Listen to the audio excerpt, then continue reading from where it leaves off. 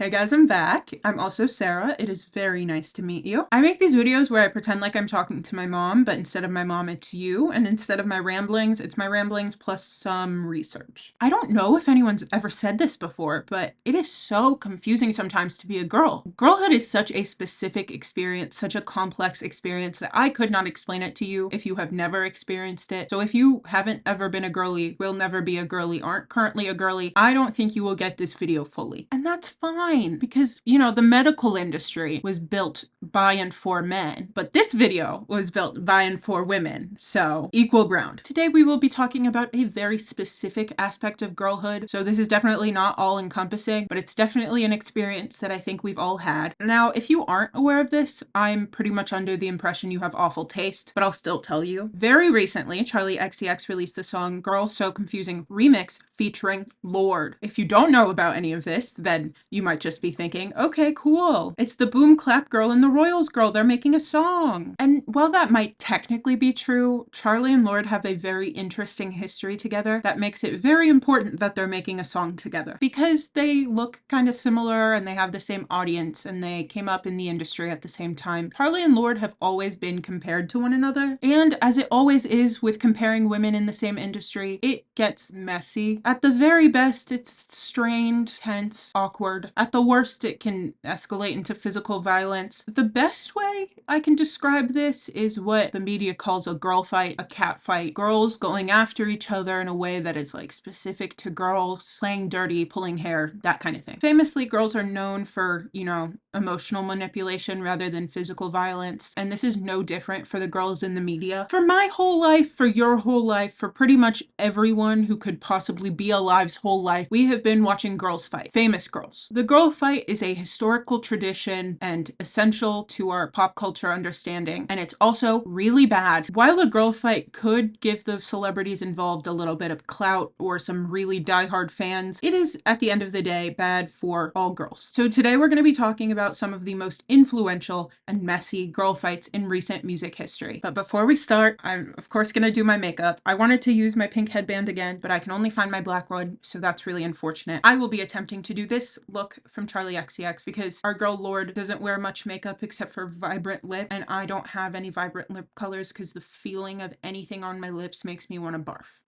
So we're going to start by talking about one of the most notorious beefs of the early 2000s and 2010s and 2020s, which is Britney Spears versus Christina Aguilera. If you're very young, you might only know Britney Spears from the Free Britney movement, but she had a whole life before that. Britney and Christina both became Mickey Mouse Club members in 1993 on the same show. They knew each other, and also Ryan Gosling was there, so it is a very iconic cast. The show ran for like a year, so I don't think they spent that much time doing Mickey Mouse Club, but it is like a fun fact that they knew each other before any of this. So the girls are childhood friends and co-workers, which is a crazy concept to me. The next big event in these girls' lives is their premieres as pop stars. So for Britney Spears, that was 1999, and I'm pretty sure Christina was 2000. Now, I was not alive for either of these, but they were big deals. I know that. Britney's emergence on the pop scene was very important. She became one of the biggest pop girlies in the history, so Britney Spears was a very important person. Her being a very important person who is also a woman means that naturally we are going to see other women become popular with a similar formula as her, and they will of course be called Britney Spears copycats. Now, who else would debut right after Britney but Christina Aguilera, the girl who started on the same show as Britney and who is also blonde and the same age? And look at that, we're calling her a Britney Spears copycat. Yeah, something we're gonna see very frequently throughout today's video is that any girl who's doing something successful is probably a copycat of another successful girl, because girls can't just be successful by being good at something. The big difference between Britney and Christina is that Christina has a more dirty image. Dirty, get it? Britney's a little more squeaky clean, PG. She's for the younger kid, is what people thought, I guess. Parents seem to like Britney Spears more than Christina Aguilera, and that comes into play because apparently their opinions are very important to the media. Now, despite the fact that people were already already comparing them and saying there should be a feud. The girls were not beefing. The beef doesn't start until 2003, iconic, legendary year. At the 2003 VMAs, Britney and Christina perform with Madonna, and there's something really weird that happens at the end where Madonna's standing in the middle and Britney and Christina are on either side of her, and she kisses them each. I don't know, it just felt very like, ooh, look how weird and wild and ooh, you know? That's just me. But this was 2003. So watching three famous girls kiss on stage was kind of weird and wild and wacky, and so it obviously got a lot of news attention. Britney had just broken up with her gross, icky boyfriend Justin Timberlake, our favorite drinker and driver. So seeing his reaction after it happened was like really important to the cameras. And because Britney Spears had a more squeaky clean reputation, she got a lot more attention for doing this. For Christina Aguilera, she was in her dirty era, in her stripped album era. So it's not like doing something provocative and out there was that surprising for Christina Aguilera. Christina saw how much attention Britney was getting for the kiss and the fact that she wasn't getting as much attention, and she decided to make a statement about it that would lead to the beef. Christina goes on record saying that Britney Spears is like a lost kid and that she was really like confused and weird about this whole kiss thing. Britney hears this and goes, actually, I think it was the opposite, and then says that Christina tried to come up to her at a club and kiss her when she didn't want that to happen. So it was very clear that these girls were not very happy with each other. And obviously after that point, they were kind of just being petty back and forth in the media. Even though this is considered a really big part of both of their careers, they actually both said that they wanted to be friends anytime between 2005 and 2008. Weirdly enough, in 2012, Simon Cowell tried to reignite the beef. Christina and Britney were both hosts on competing singing TV shows, which was American Idol and The Voice. And so Simon Cowell tried to make a thing out of it and be like, ooh, you guys are on blah, blah, blah, you know. And Christina said, I'm not gonna be pitted against another woman. Thanks, Simon. Which honestly is kind of queen behavior. We don't really hear anything from them for a very long time. Christina has one interview in 2018 that gets cited a lot when they're talking about their relationship, but that's mostly about their past relationship, nothing new. But 2021 was a big year for Britney Spears. If you weren't aware, 2021 was the peak of the Free Britney movement, which was a movement that was attempting to remove the conservatorship over Britney Spears, which basically means her dad had complete control over all her money, all her assets, and her schedule and everything. So she had essentially no freedom. He claimed that it was because mental health issues, but she had been consistently having a career. So it's not super likely that she was in a state where she couldn't handle her money even a little bit responsibly. A lot of people spoke out because first of all, it is Britney Spears. And second of all, this whole situation was just so obviously unjust that people wanted to get justice for Britney. Late into the movement, Christina Aguilera decides that she wants to speak up too. So she decides to make an Instagram story about how much she's been thinking about Britney and how she's being dealt with and how she feels, blah, blah, blah, blah, blah. Britney, yay, we're so happy. She gets out of her conservatorship and now has freedom. And she decides that Christina got on the bus too late. It was very obvious that this whole thing was unjust and cruel, and it's really strange that someone who had known her personally took so long to say something about it, which is fair. If I had been like in that awful torturous situation and someone who had known me since I was a kid was like, let me think about this a little bit longer, and then decided to get on board, I'd be pissed. That ends the Free Britney saga, but then in 2022, Britney called Christina's backup dancers fat. I don't know why she did that, but Christina was like, what? And then unfollowed Britney. What a weird little side quest. And then Britney's much-awaited memoir was released in 2023, and Christina is mentioned a few times. Apparently at a time where Britney was really being ragged on, Christina did an interview with Justin Timberlake and said that he and Britney should get back together, and she found that really strange, which I think is really strange too. And apparently Christina was rude to her when they were both doing shows in Las Vegas, but other than that, that's kind of the end of the beef. Something that we see here, and we're gonna see later, is that being very similar to someone and being in the same industry and at the same time is going to be a really big factor that pits women against each other. Next, we're getting a smidge more recent with the beef between Cardi B and Nicki Minaj. Now, the thing with Nicki is if you want to talk about her beef, you're going to have to choose one because she has so many. Her most recent and most notorious, I think, is with Megan Thee Stallion, because what was that? It was crazy. But before there was Megan, there was Cardi.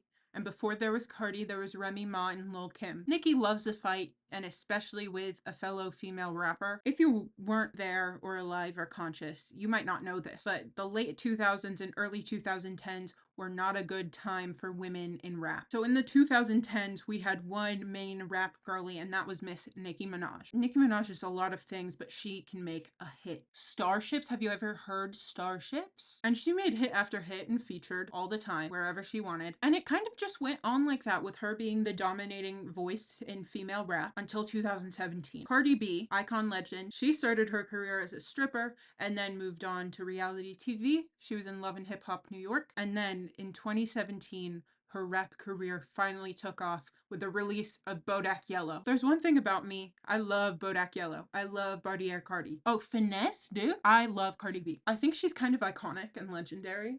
And she's funny, and I like the way she laughs. Like, I'm a big Cardi B fan. When she releases Bodak Yellow in 2017, it is a big deal. It becomes the first #1 hit by a female rapper since before Nicki, which I find absurd because she was a hit maker. I don't know how she never hit #1, but okay. And to a rap scene that has only had Nicki Minaj for a while, Cardi B was a breath of fresh air. We have someone else, yay. Not everyone really thought like that, though. Upon the immense fame of Bodak Yellow, the Barbs, don't come after me, please. I'm begging, I'm pleading. The Barbs were not very happy with Cardi and began being mean online. I don't think I was built for this whole featherbrow thing, but I have to be accurate. If the Barbs were mad at me because they thought I was a threat, dude, that'd be so validating. But no matter how validating it would be, it's still very scary to be attacked by the Barbs. And people started equating this attack from the Barbs as a dig from Nicki, but that was not the end. Actually, Nicki congratulated Cardi B on her #1 for Bodak Yellow. They seem to be fine at that point. This whole beef thing gets reignited though when Cardi B and Nicki Minaj both feature on Quavo's and Migos' Motorsports. You would think both of them being on the same song would mean that they've reconciled, but no, because it was much more messy than that. Here's what apparently happened. Nicki Minaj apparently got offered a feature first, and then Cardi B got one. But apparently, people say that Nicki didn't know about Cardi. But then people are saying that Atlantic Records asked Nicki to change her verse because it said something about Cardi, because they were both going to be on the song. Also, when they were filming the music video, Nicki and Cardi never filmed on the same day. Nicki says, no, we're not beefing. We didn't film on the same day because our makeup artist is the same and they couldn't do the makeup on the same day or something. And she also says, obviously I knew that there was going to be a Cardi B feature on the song. Do you think I go into things without knowing things? And yes, her label did tell me not to mention her name in the song. But for some reason or another, apparently Cardi B doesn't corroborate the whole makeup artist excuse. So it's a big fight between Nicki and Cardi. And Nicki starts calling Cardi ungrateful for not taking the excuse that Nicki gave to the press.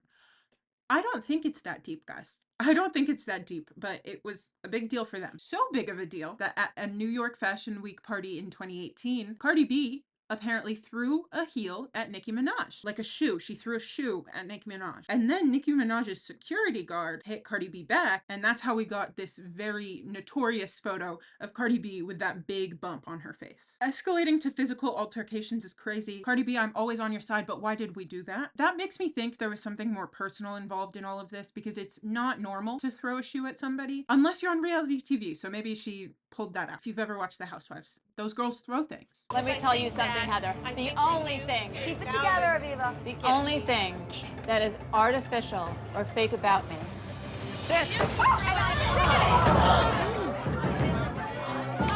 sick of it. After this point, people were like, that's a lot. That was sort of the end of it for then. It kind of got quiet. But then after the release of Nicki Minaj's Super Freaky Girl Queen mix, the collaborators on that song began going after Cardi B, and people assumed it was because Nicki told them to. At the end of this, there was no attempt at reconciliation, unlike Britney and Christina.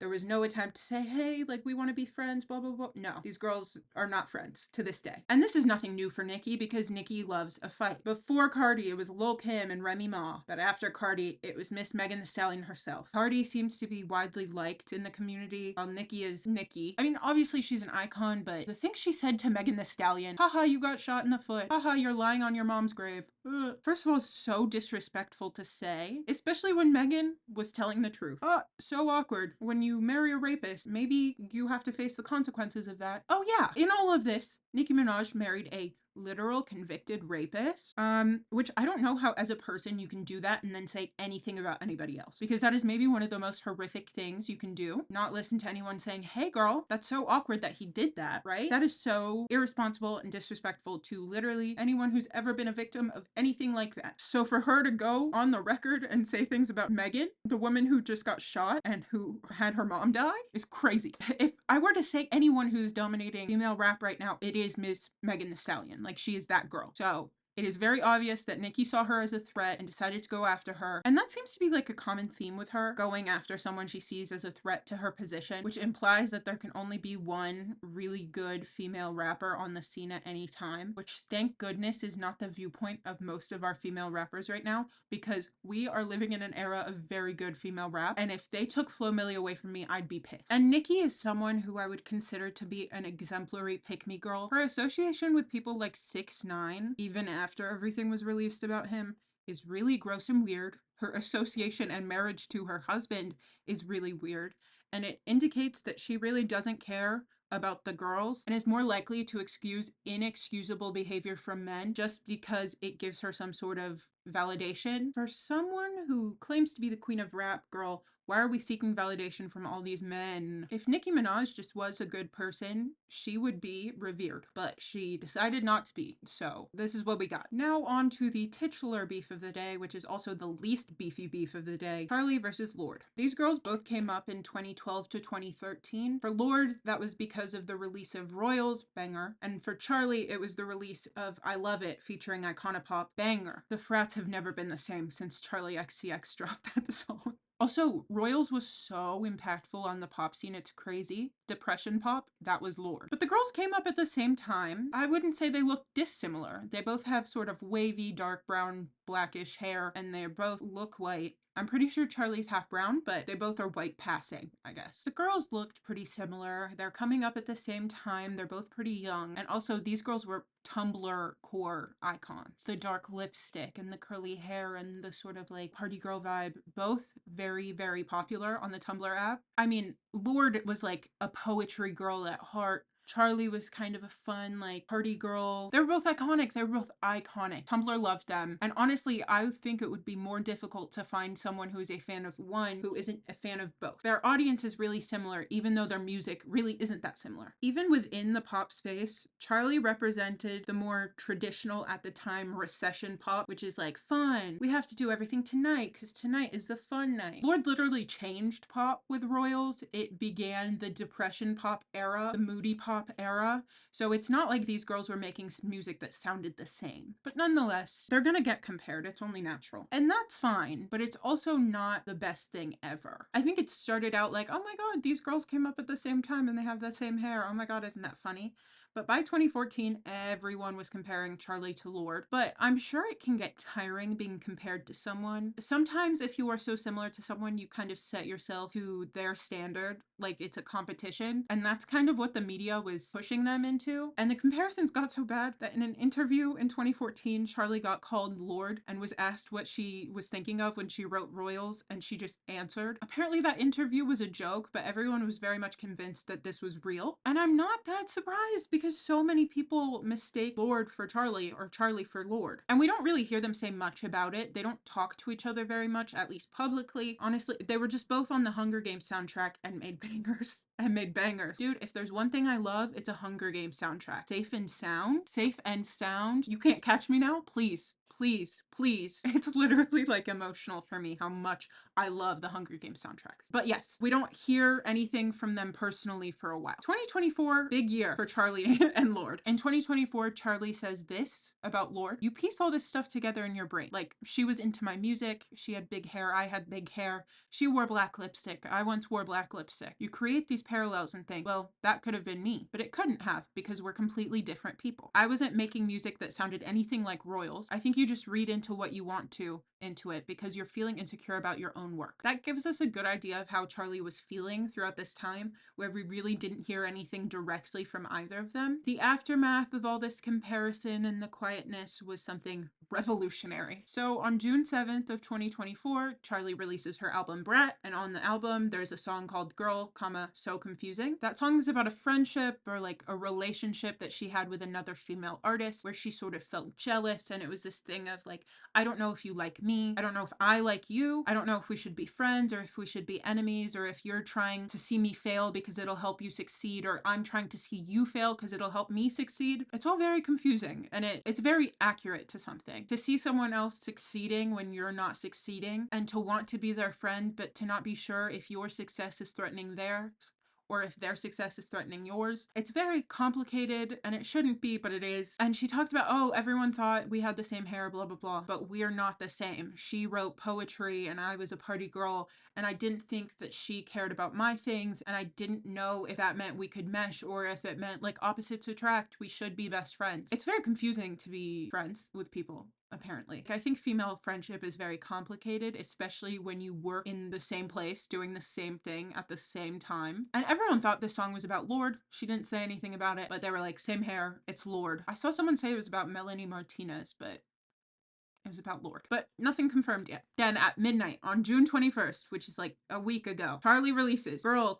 So Confusing, featuring who? Lorde! Isn't that crazy? So in the original song, it's just her talking about her insecurities about the thing and their relationship, but this remix is everything. Second verse is now Lorde's, and it's about how she didn't realize that Charli was feeling any of this until Charli told her herself. Lorde reveals that she was having mental health problems and body image problems, and that it was so overwhelming to her that it wasn't even a thought in her head that her success would affect Charli at all. She even said that she thought Charli was really cool and iconic, but that she forgot that Charli was also just a girl. And then at the end she says, "'Cause I ride for you, Charli," and honestly, I'm gonna cry. Like, it was so everything. It's just a realization that, hey, we were both living the same thing, and that maybe if we had just really talked to each other, we would have figured it out and maybe have been friends, or maybe we wouldn't have been, but we would have understood each other in that way. But we never did. We never felt like we could talk to each other because it's not what we were supposed to do. So good. And then in the pre-chorus after Lorde's verse, we hear, "We're both on the coin the industry loves to spend," which is implying that the industry has something to do with this relationship, that the industry might have been pitting them against each other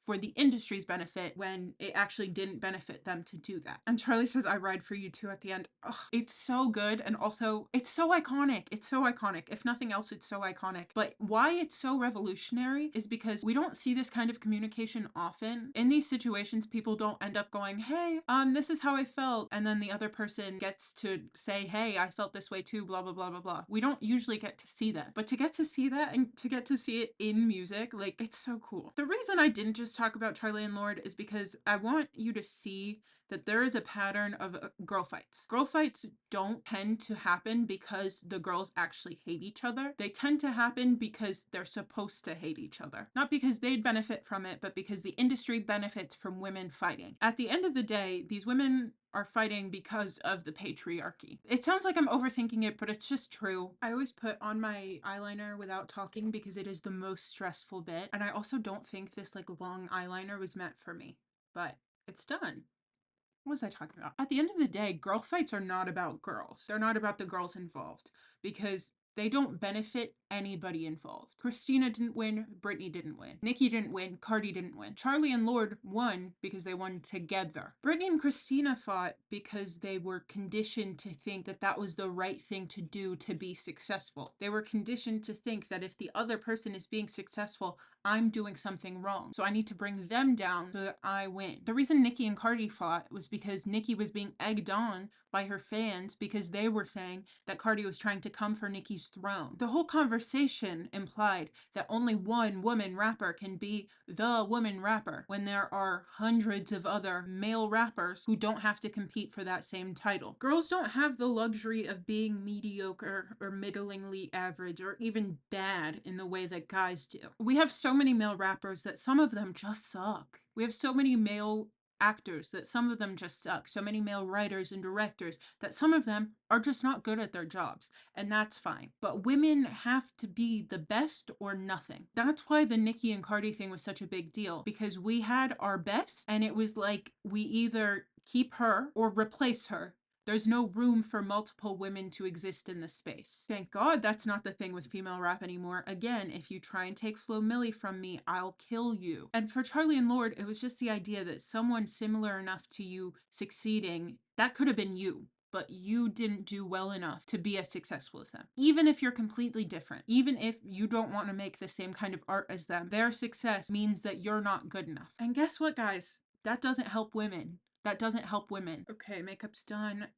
I once again think I did a bad job, but it's fine. So the patriarchy. Women have been pitted against each other for the entire history of time because of the patriarchy. Because the patriarchy's whole goal is to uphold men as the dominant gender. Do you know what doesn't help that? When women collaborate. That's why we can vote. Women working together is so powerful, but it's a threat to the patriarchy. When women are allowed to succeed and collaborate and become even more influential, it threatens the dominance of men. So they tell us that women are catty, that we're dramatic, that we try and go after each other, that in order to be successful, you have to be the girl, that you can't be a girl, you have to be the girl. Men can be a man, you can't be the man. It's very hard to be the man. I think this all starts because they wanted to create like a competitive romantic thing where other women are threatening your chances of getting a man, or other women might be a possible person that your man will cheat on you with. But as the patriarchy has had to concede to women actually being in the workforce and being successful people, that's when it escalates to your financial success, your career success, your ability to uphold yourself in certain spaces. That's why they tell us that we need to compete with each other, because it's something inherent in us. We've created a self-fulfilling prophecy. Girls are catty and they want to fight with each other is the same thing as boys develop later. They're excuses to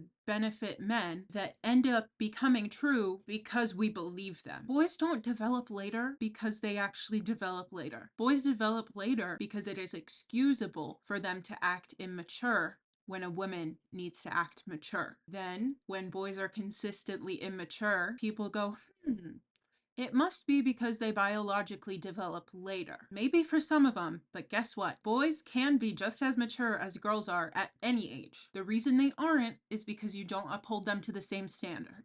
It is a self-fulfilling prophecy. Women aren't catty and competitive with each other because it is something inherently about women that makes them catty and competitive. It's because we've been told that other women are catty and competitive. So we go through our whole life assuming that the women who are around us are trying to come for our spot. All of us are taught to do that to the point where we become catty and competitive, where we create an environment that is catty and competitive. And that whole thing has the benefit of the media being also built on the patriarchy, because then the media can confirm that. It can say, hey, look, you got more attention when you were mean to her. You should do it again. Or telling you, hey, look, in the history, all these beefs between women have meant that they've become more famous. You should go do that. They are trying to uphold that as much as they possibly can, and trying to ingrain that into our heads as much as they possibly can, because women are a threat. Guys, we are so influential. And I don't even mean this in like a 2012 feminism way. Men have had the entire history of forever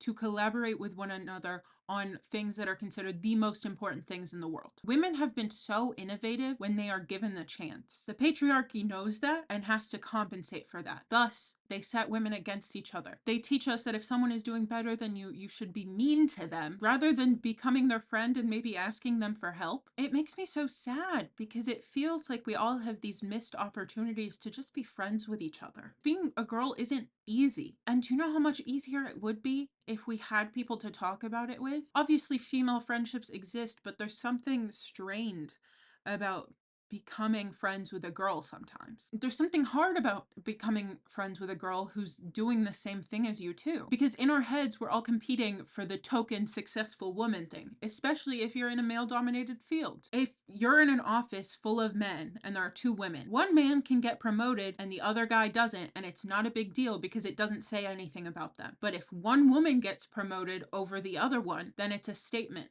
that she is now the successful woman, like she's the woman in the office. Another woman's success doesn't mean that you're not successful, and it doesn't mean that you should hate her and that she is intentionally going out of her way to make your life harder or less successful. If we didn't have to fight over crumbs, maybe we would have a world in which being a girl could be easier. But we're told that we deserve crumbs, and then we're told that in order to earn those crumbs, we have to fight between each other. Usually, I have a message at the end for the boys to tell them to do something, but shockingly, this one's for the girls. Before you hate another girl, ask why you hate her. Some girls suck. Some girls really suck. There are some girls that I hate. But again, we're conditioned to hate girls for reasons that are not their fault. So before you really hate someone, if you start to resent someone who is a girl, I don't care about the boys here. So before you start to hate or resent a girl, I want you to ask yourself, am I mad at her because she sucks? Or am I mad at her because I'm supposed to be mad at her? Is she better than me at something, and does that feel like a threat to my own success? Is it actually her fault that I'm mad at her? Or is it some insecurity within me that's making her seem threatening? Am I actually mad at her, or am I insecure and she's the embodiment of what I'd like to be rather than what I am? Am I somewhere where women frequently aren't? So the presence of another woman feels like a threat because we're both competing to be the woman in the field. Be nice to each other, girls, please, please. So in conclusion, can we please all work it out in the remix, please?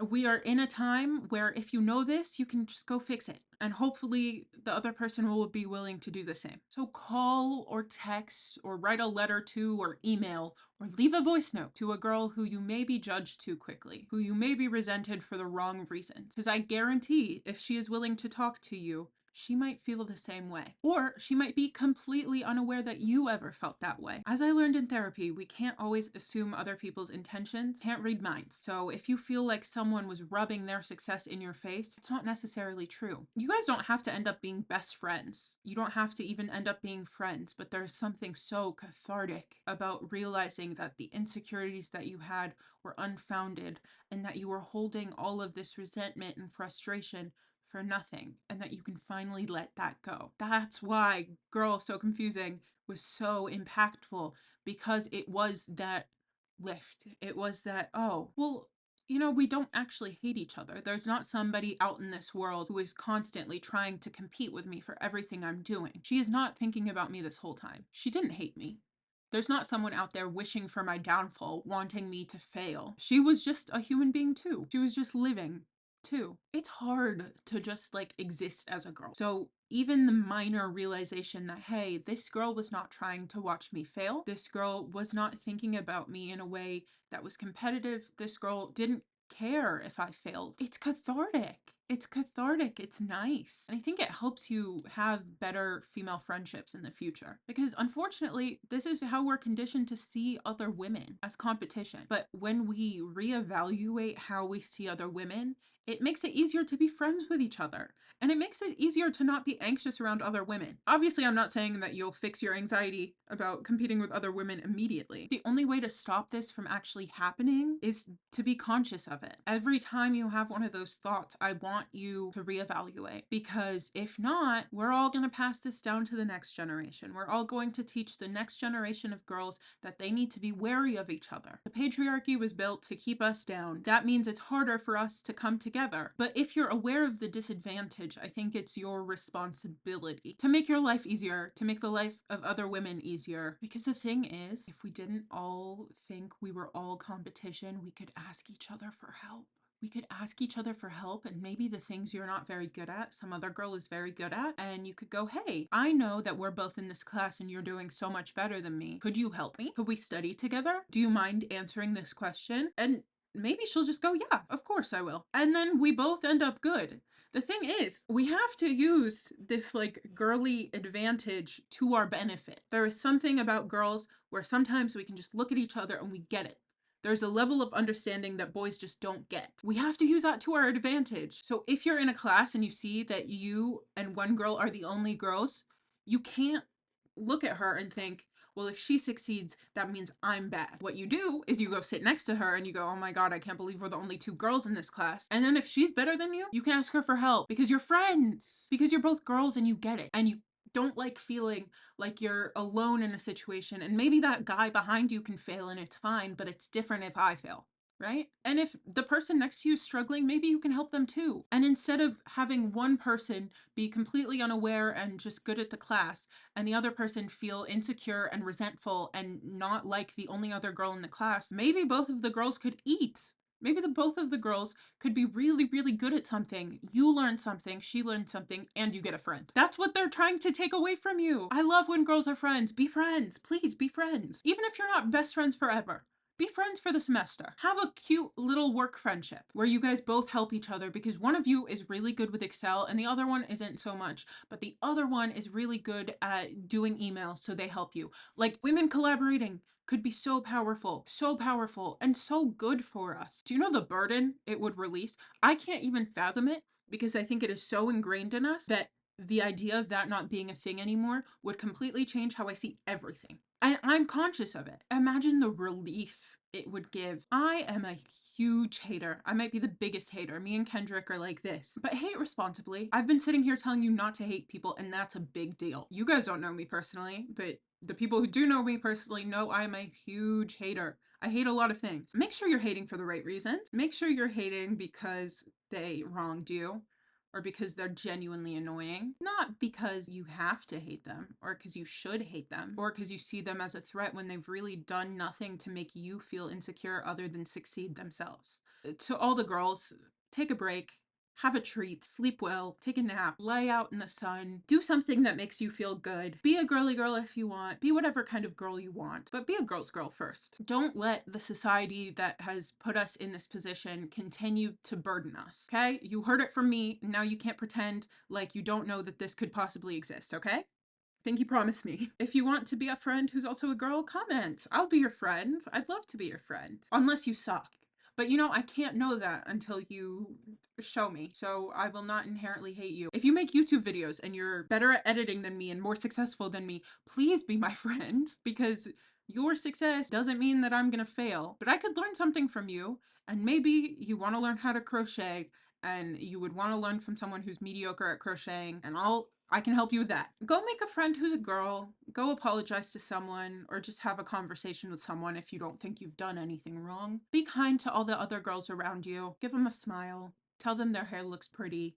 Girls love a compliment, especially from another girl. Comment if you want to be a girl friend, not a girlfriend, but like a friend who's a girl. Subscribe if you want more videos about girl things, because I love to talk about the girls. I do. I am for the girls. I'll see you later. If you have any ideas, if you heard my voice and you went, I want to hear this in Sarah's voice, let me know. Okay. Like, subscribe, comment. Goodbye.